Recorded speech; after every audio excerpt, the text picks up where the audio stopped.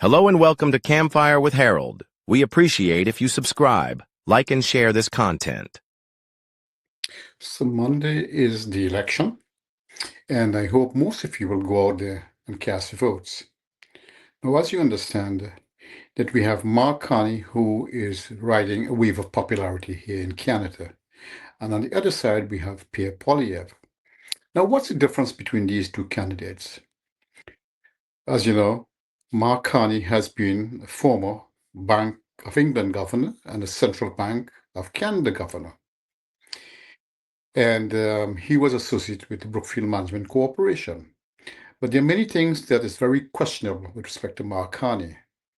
We heard about plagiarism in England when he was doing his PhD degree. That is something that you will have to do some research basically on. Now, let's look at other issues. He has connection with China. He recently had $256 million loan that was given to Brookfield. Now, he has also met with President Xi of China and also a former mayor of China, and who is very, very much involved with the CCP. He also had meetings in Canada with a number of the Chinese officials, but when reporters asked him about it, he denied knowing the name of the group or ever met. But evidence came out, shows that he was there, and there were photographs that reporters were able to bring out and show that yes, there was a meeting. Now, those are only instances, but the latest one that came out just yesterday is when a reporter asked him, "Did you come clean with the people of Canada? You did not tell us that there was a meeting uh, with President Trump when he said that Canada is still on the agenda for the 51st state." What he did say was that everything was fine, that he and Trump had a pretty good meeting, and that after the election, they will schedule another meeting to talk about, the agenda between Canada and the United States. So he hit that part of it where Trump had said that Canada should be the 51st state. Now, what next is he hiding? I don't know. But what about the Epsteins?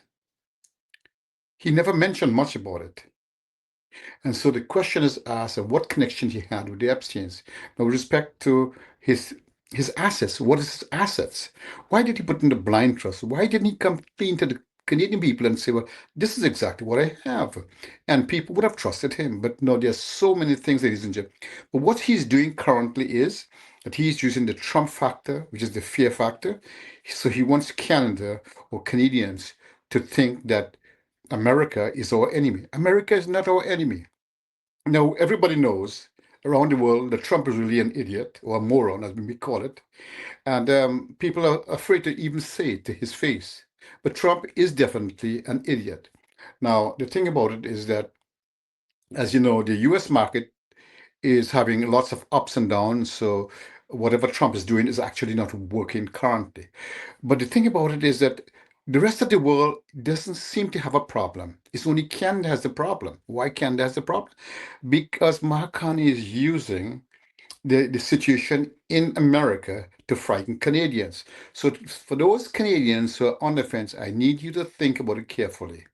For the last 10 years, did Canada got better or get worse? You need to understand that Canada got worse in the last 10 years. And we are below, I think, 0.5% of GDP among all OECD countries. Ladies and gentlemen, crime is up, housing is up, the cost of living is up, and everything is just up. And so things is going to get worse. And a recent report came out and said that by 2040, a lot of people will have to forage for their own food. And so, ladies and gentlemen, it's going to get really, really rough in Canada. Pierre Poilievre is definitely not the person you want to put there, but whoever you put there in power, it will be up to you. You have to live with the consequences. Anyway, I will see you guys soon, and please go.